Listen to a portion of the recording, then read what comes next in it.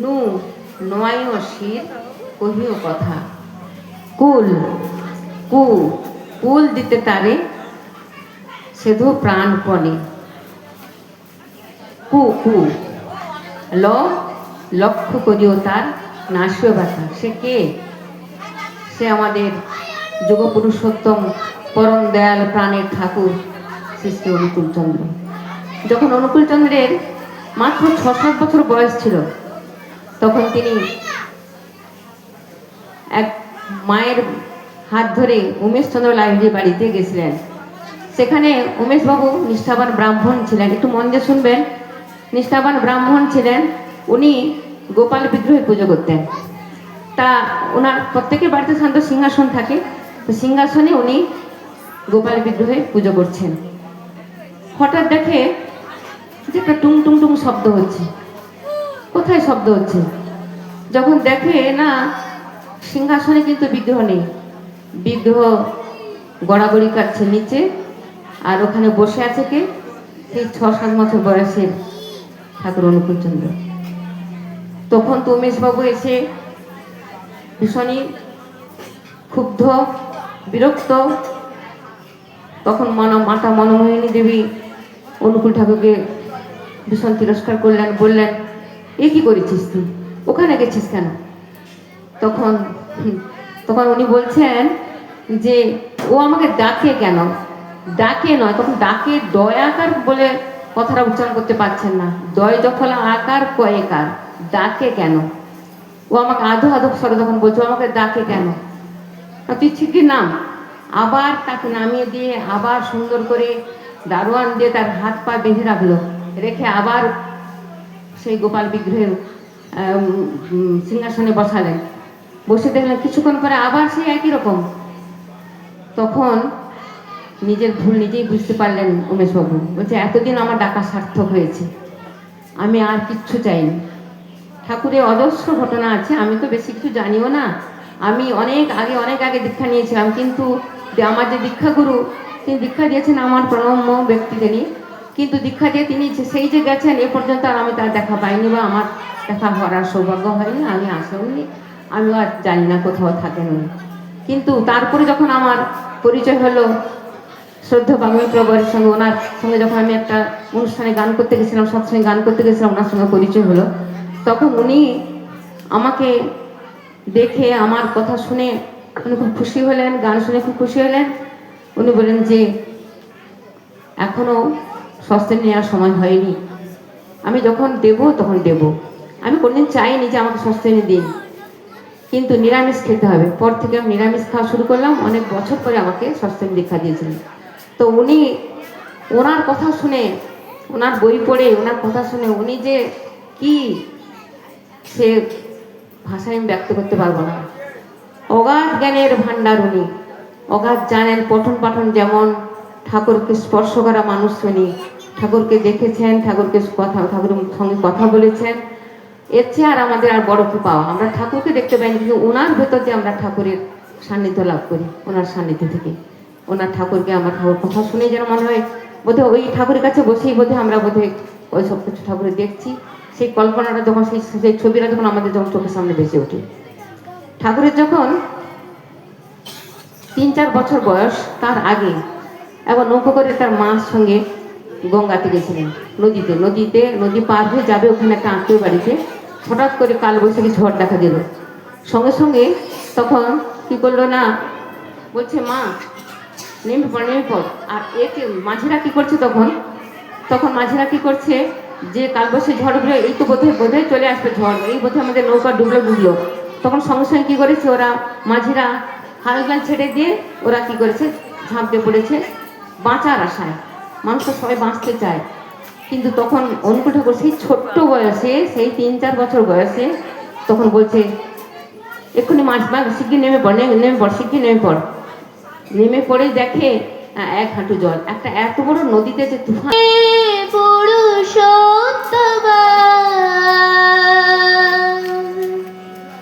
বন্দে পুরুষোত্তম,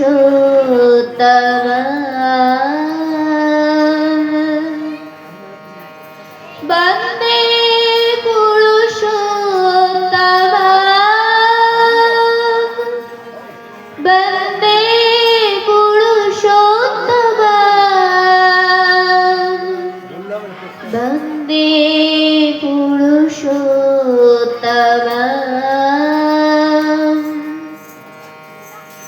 বন্দনা করি পুরুষোত্তম নররূপী নারায়ণ, বন্দনা করি বিশ্বপিতা বিশ্বের মহাজন, বন্দনা করি পুরুষোত্তম নররূপী নারায়ণ, বন্দনা করি বিশ্বপিতা বিশ্বের মহাজন, বন্দনা করি বিশ্বগুরু বিশ্ব সুন্দরা।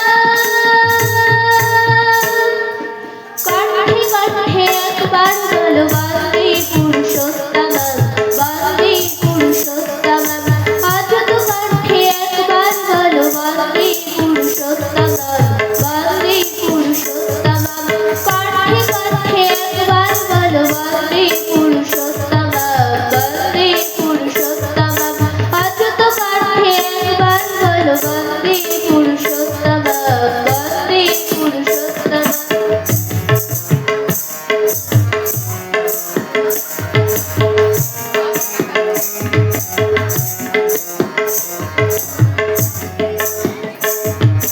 মৃত্যুরে লাশে রাখিয়াছ তুমি অমৃতের স্পন্দন, ধ্বংসের মাঝে সৃষ্টি মাত্র করিয়াছ বিতরণ। মৃত্যুরে লাশে রাখিয়াছ তুমি অমৃতের স্পন্দন, ধ্বংসের মাঝে সৃষ্টি মাত্র করিয়াছ বিতরণ।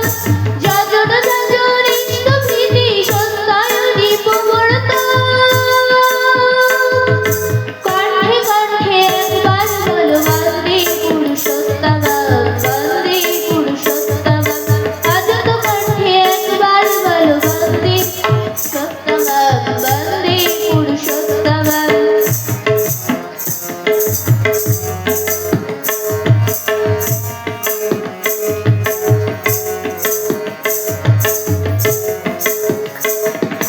তোমার শ্রীমুখে ধ্বনিত হয়েছে মরণা আর বেরোনা, মৃত্যুকে অবলুপ্ত করো এই হোক সাধনা। তোমার শ্রীমুখে ধ্বনিত হয়েছে মরণা আর বেরোনা, মৃত্যুকে অবলুপ্ত করো এই হোক সাধনা।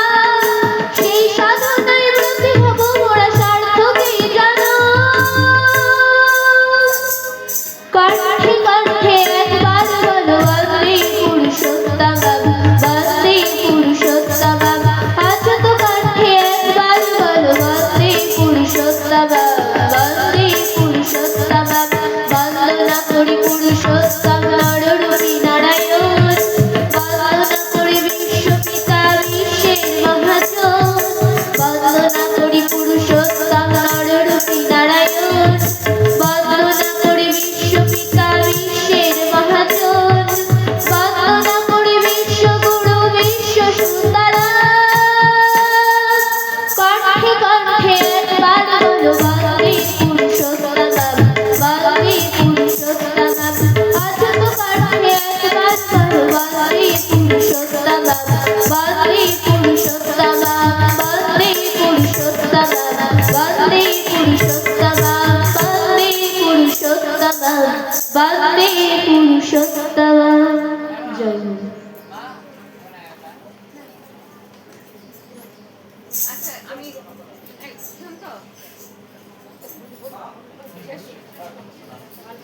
সুশান্ত বাস সরে আসে একটু এসো।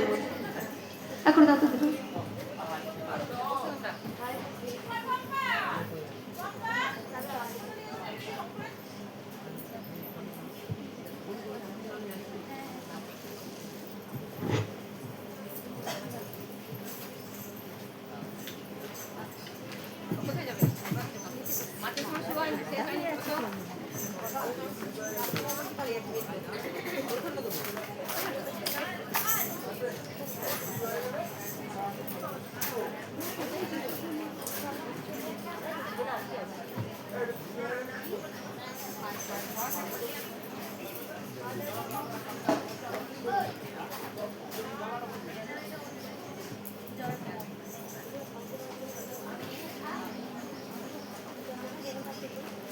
ওদিক দিয়ে দে, ওদিক দিয়ে।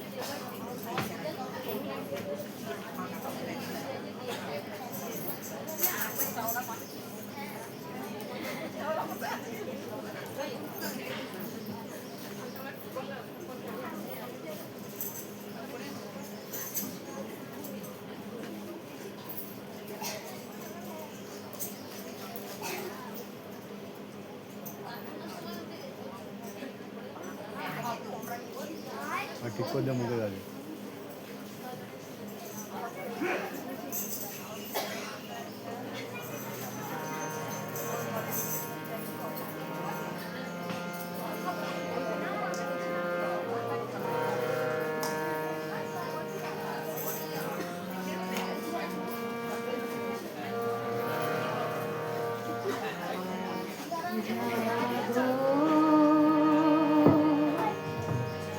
জাগো জাগো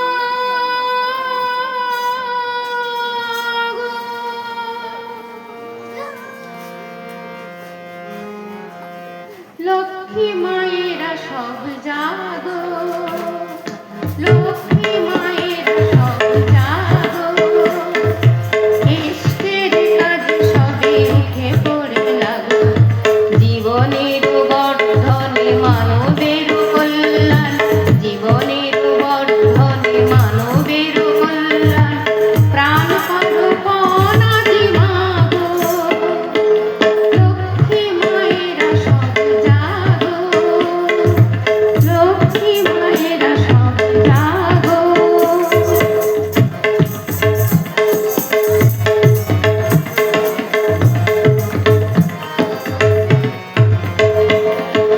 তোমরা না জাগলে মা শক্তি যে জাগবে না দানবে ধরবে দুনিয়া গো অন্তরে জাগরণী মুখে মধুর বাণ চেতনা দেবী হয়ে ওঠো তোমরা না জাগলে মা শক্তি যে জাগবে না দানবে ধরবে দুনিয়া গো অন্তরে জাগরণী মুখে মধুর বাণী চেতনায় দেবী হয়ে ওঠো সরলতা সর্বতা চিত্তের শুদ্ধতা সরলতা মানবতা চিত্তের শুদ্ধতা জীবনের বান্ধব করো লক্ষ্মী মায়েরা সব জাগো লক্ষ্মী মায়েরা সব জাগো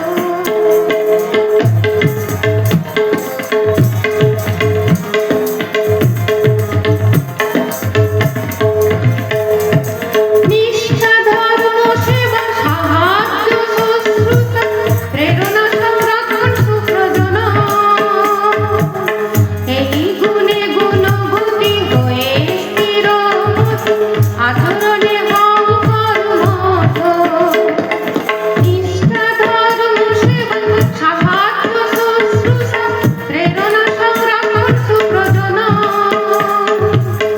এই গুণে গুণবতী হয়ে স্থিরমতি আচরণে হও কর্মঠ করো কাজ দল বেঁধে ধর্মে অটুট থেকে করো কাজ দল বেঁধে ধর্মে অটুট থেকে মায়ের মমতা স্নেহ প্রেমে গো লক্ষ্মী মায়েরা সব জাগো লক্ষ্মী মায়েরা সব জাগো ইষ্টের কাজে সবে উঠে পড়ে লাগো মাতৃ সম্মেলনে ঠাকুর বড় মশনে মাতৃ সম্মেলনে ঠাকুর বড় মশনে শপথের গান আজি গাও লক্ষ্মী মায়েরা সব জাগো লক্ষ্মী মায়েরা সব জাগো লক্ষ্মী মায়েরা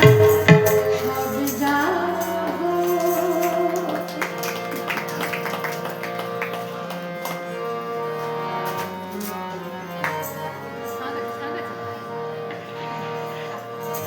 তোরা জয়ধ্বনি কর তোরা উলুধ্বনি কর পাবনা জেলার হিমাই করে আগের করে তোরা জয়ধ্বনি কর তোরা